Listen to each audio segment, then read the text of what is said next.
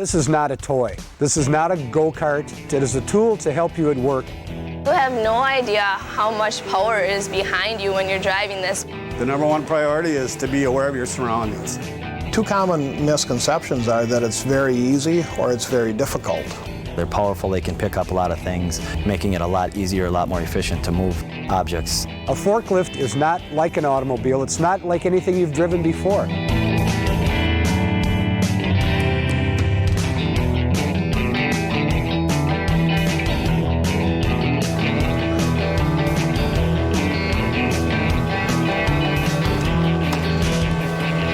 Do you ever stop to think about what an amazing machine a forklift is?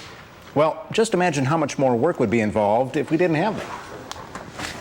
Forklifts, lift trucks, powered industrial trucks, whatever you choose to call them, they're among the most common types of equipment in industry and construction. These machines have become essential by making it easier to move heavier materials. They come in many classes and types, from electric to LP gas, to gasoline-powered, to diesel-powered. Each type is designed for a particular job and a particular operating environment. Each one is a powerful tool that allows one person to precisely lift and place large, heavy loads with very little physical effort. Never use a forklift unless you're trained and authorized by your employer to do so.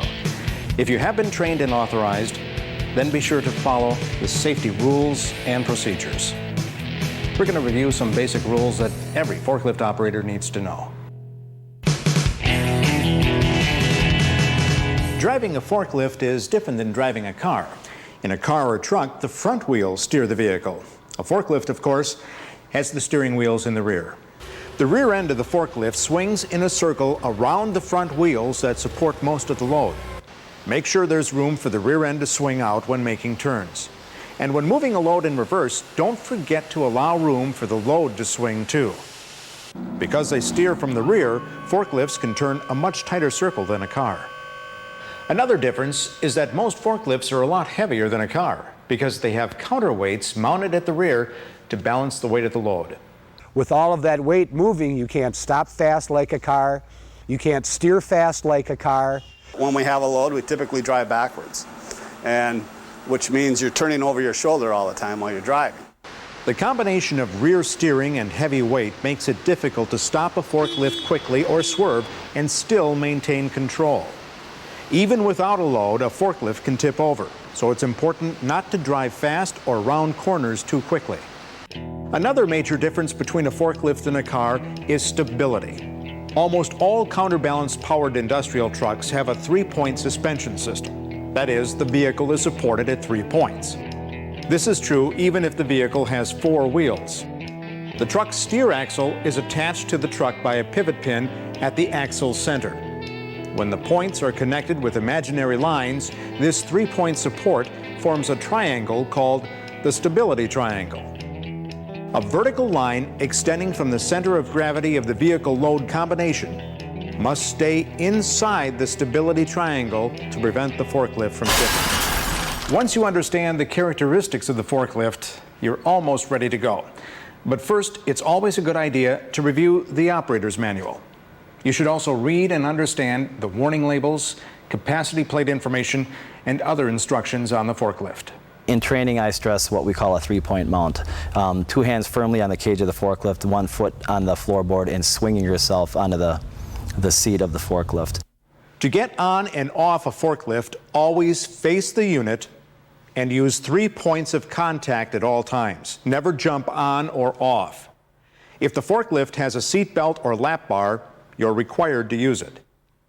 In case of a tip over, the seat belt will keep you inside the protective frame. The seat belt use is required by OSHA, and the primary purpose of the seat belt is to keep you from being tempted to jump free and clear when the units start to tip over. Never attempt to jump off the forklift. Never jump off. Never attempt to jump off. No, never jump out because you don't know where the tow motor is going to go. You don't know where what you're carrying is going to go. Never try to jump off during a tip over. You might be pinned under the forklift or the load. You never want to lean towards your fall. You should hold onto the steering wheel, make sure you're stable, and lean away from your falling direction.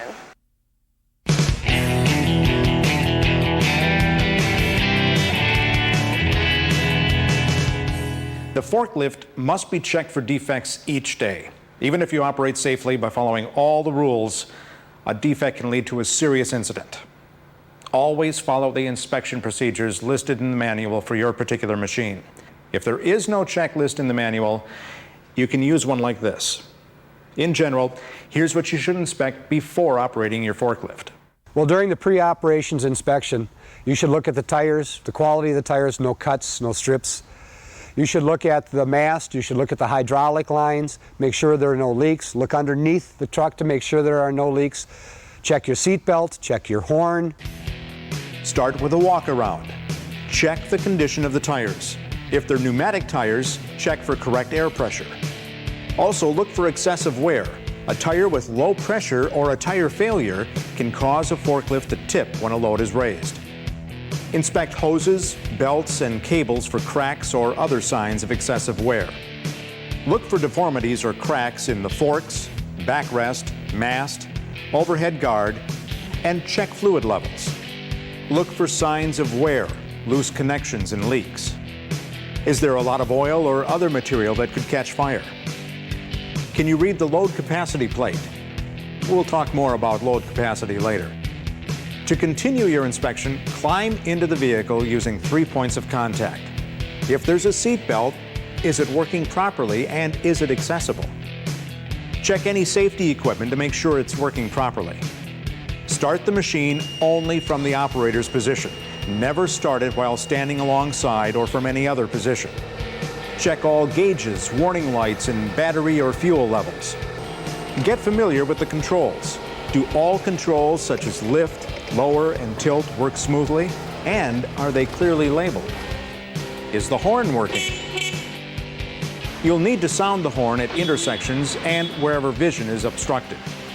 If you're going to work at night or in dark locations, make sure the lights work. Depress the brake pedal. Will the brakes stop the forklift smoothly and reliably? Sudden stops can cause tipping. Does the parking brake work? Check the steering. A lot of play or hard steering will reduce your control. After moving the forklift a few feet, check the floor to make sure nothing is leaking. Leaks could cause slipping hazards or indicate a hydraulic problem. Do sparks or flames come out of the exhaust system? Listen for any unusual sounds or noises. If you find anything wrong during your inspection, don't operate the forklift until it's been repaired. OSHA does not require documentation of a daily inspection. Still, it's a good idea to have a checklist to make sure you don't miss any inspection steps. Also, inspection checklists are often saved as part of the maintenance record.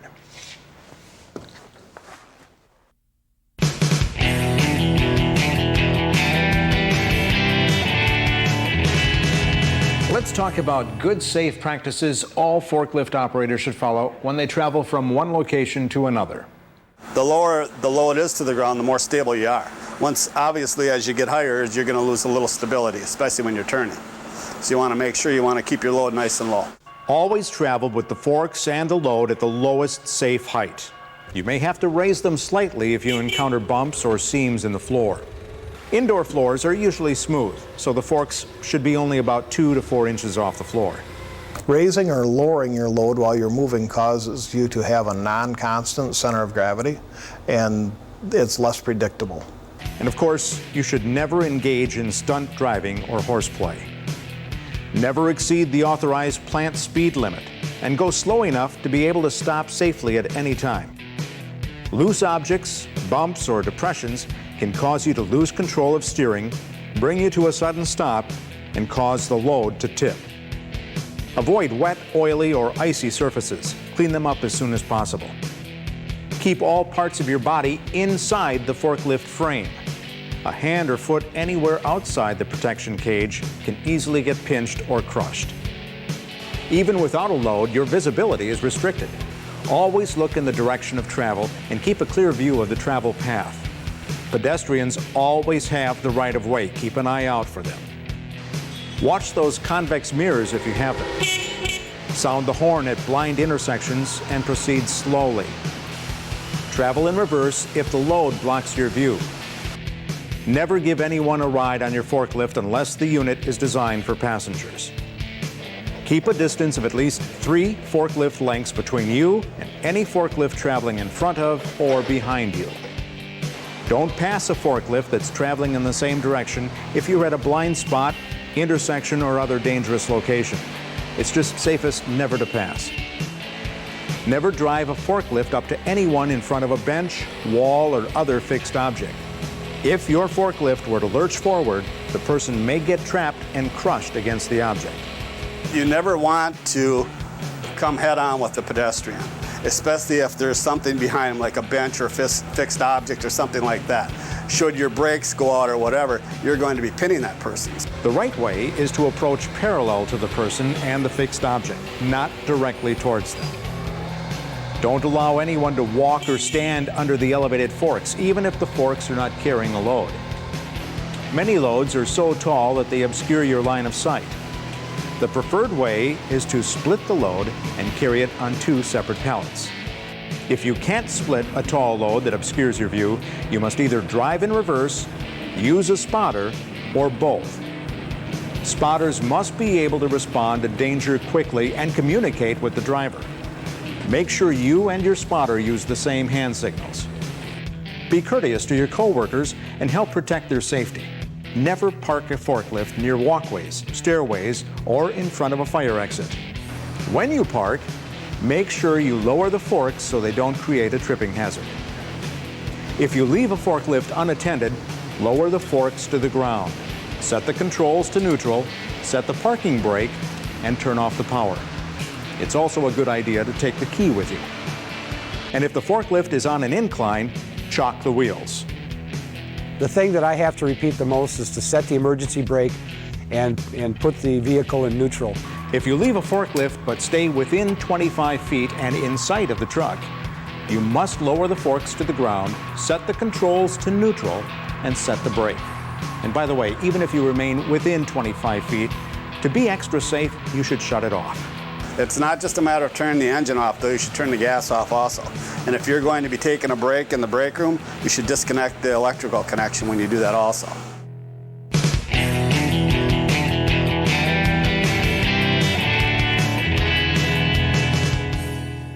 Before you pick up a load, make sure the load does not exceed the capacity of the forklift. The capacity plate tells you the maximum load that's safe to lift, the maximum height for lifting, and how far the load center is in front of the forks. Make sure you know exactly what you'll be lifting. There's a big difference between a light load and a heavy off-center load.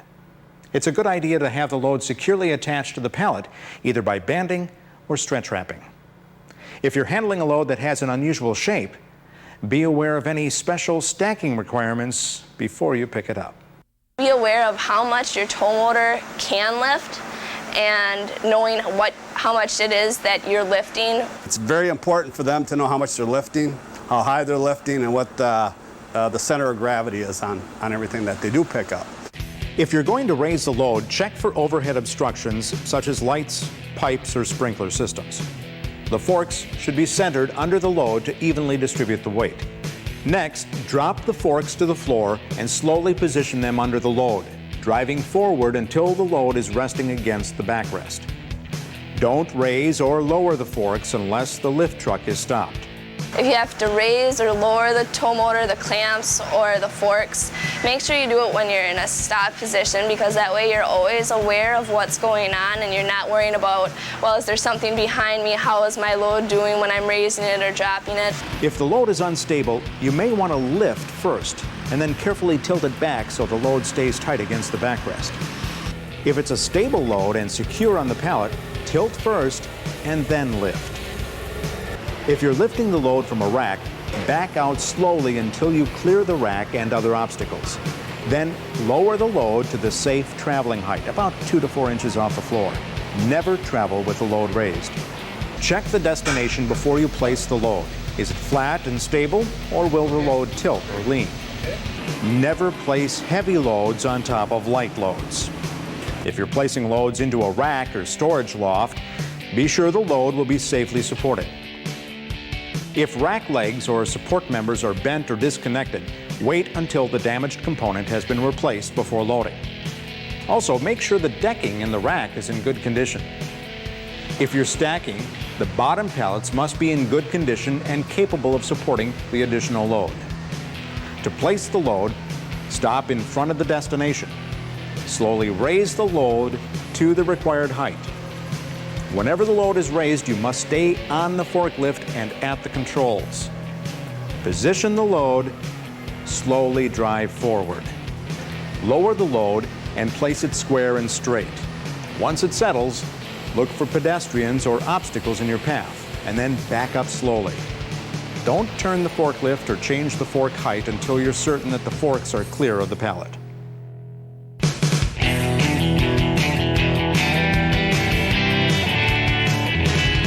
Forklifts are often driven into trucks, trailers, or railroad cars. To make sure there are no surprises, walk in and inspect the trailer or rail car. It should be well lit when you load or unload. Check the floor for trash, loose objects, and obstructions, holes or weak floors, poor lighting, and low overhead clearance. If it looks unsafe, don't drive in. When using a dock plate to bridge the gap between the dock and trailer, make sure it's designed for the combined weight of the load, the lifting device, and the person moving the load. Inspect the dock plate every day, checking for cracks, bends, and other signs of failure. If you position a portable dock plate, there must be at least 8 inches of overlap on each end. Make sure it's secure before driving or walking over it. Portable dock plates usually have a vertical divider to prevent slipping. Make sure the truck or trailer is properly secured and the engine is shut off before you load or unload. If you don't have a restraining system with indicator lights, post signs warning not to move the vehicle. Wheel chocks must be in place in front of the rear wheels. Another way to secure a trailer is to use a vehicle restraint system mounted to the dock that clamps onto the trailer's rear impact guard. This system will signal when the restraint is engaged or if there's a problem. At some loading docks, the pavement slopes downhill toward the loading dock.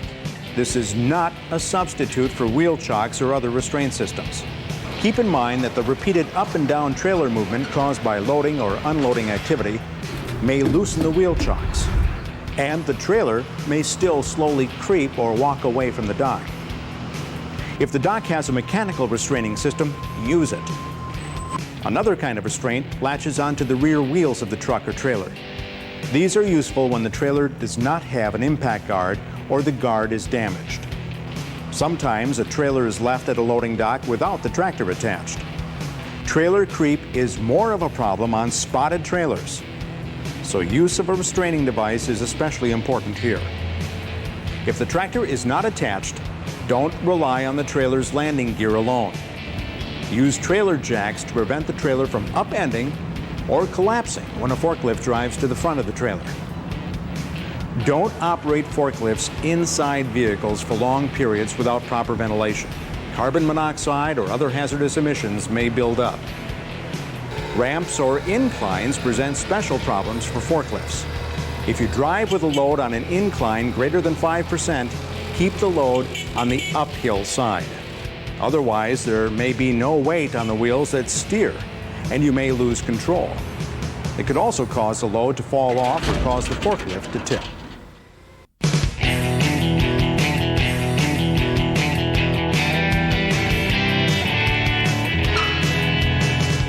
During your shift, you may have to refuel, recharge, or change a battery. This should be done only in a designated area and only by individuals who have been trained in proper safe procedures. No one should ever smoke in this area. Before you refuel or recharge an electric, gasoline, or diesel-powered forklift, first, turn off the forklift. Second, put on the proper personal protective equipment. This may include eye protection, gloves, and an apron. Third, note where the eye wash station is, and the shower or other emergency equipment such as spill cleanup supplies. If you're changing the battery on an electric forklift, position the forklift in the changing area and set the brake. Make sure the battery is securely attached to the hoist before lifting it. Stand clear as the battery is moved in and out of position. When you charge a battery, make sure the ventilation system is working properly. If the battery is being charged on the forklift, uncover the battery compartment to prevent heat or hydrogen gas buildup. The battery charger must be turned off before connecting it to the battery. Make sure metal objects don't contact the battery terminals. If you're diluting concentrated sulfuric acid with water, always add acid to the water, not water to the acid. Otherwise, it could cause a violent reaction or explosion. However, if you need to add water to top off a battery, you can do so safely when the proper precautions are taken, because the acid in a forklift battery is already diluted. When adding fluid to the battery, wear safety goggles. A face shield can also be worn to protect against electrolyte splash or spray. If your forklift is powered by liquid petroleum gas or LPG, you refuel by changing cylinders.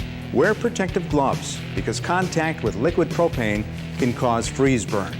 Before you begin, close the fuel line valve on the cylinder, but in this case, keep the engine running until it stops. This will empty the connection hose. Shut off the ignition. Disconnect the hose and the holding straps and remove the empty cylinder. Never use metal tools to change a cylinder. One small spark could cause a fire or explosion. Replace the empty cylinder with a full one in the proper position.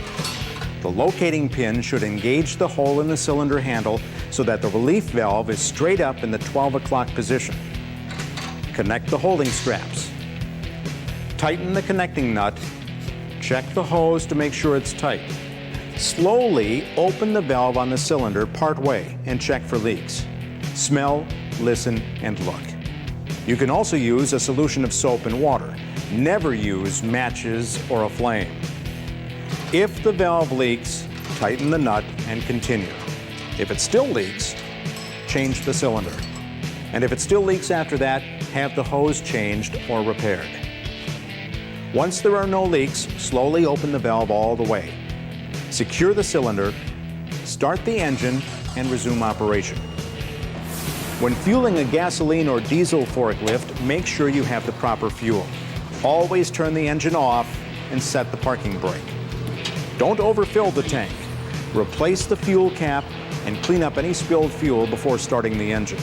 Anytime you're recharging or changing batteries, it's essential that you be absolutely certain of the safest way to do it. If you have any doubt or questions, ask your supervisor.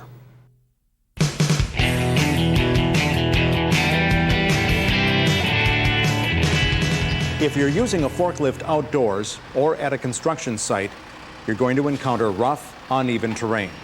Pneumatic tires are used on these forklifts because they help smooth out the bumps and make the unit more stable. Walk-along units, such as motorized hand trucks or pallet trucks, should always be operated no faster than a normal walking pace. When you enter an elevator or other confined area, always put the load end forward. If you use a high lift unit, always wear proper fall protection equipment and use a safety platform. An overhead guard must be in place to protect you from falling objects or other overhead obstructions. Never travel with the operator or the load in a raised position. If you're using a two-person unit, you must maintain communication at all times between the operator and the person in the lift.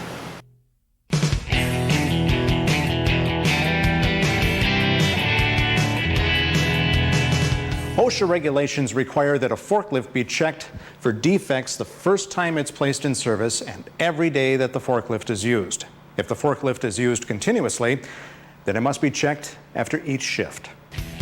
In addition, the forklift owner's manual will have routine checks and preventive maintenance tasks that must be done by a skilled maintenance person to keep the forklift in safe operating condition.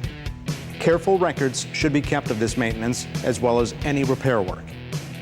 Any modifications or additions that affect the safe operation and capacity, such as additional counterweights or lifting attachments, must be approved in writing by the manufacturer.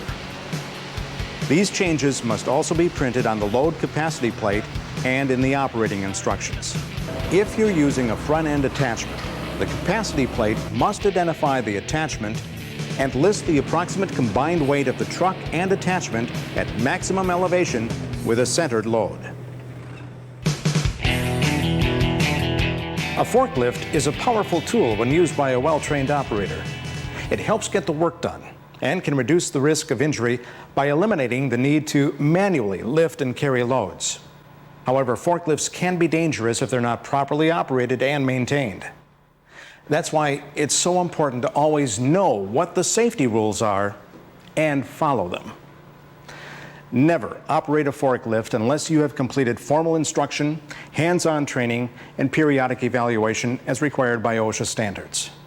Your employer, your coworkers, and your family want you to safely finish every shift. Always be aware of the dangers.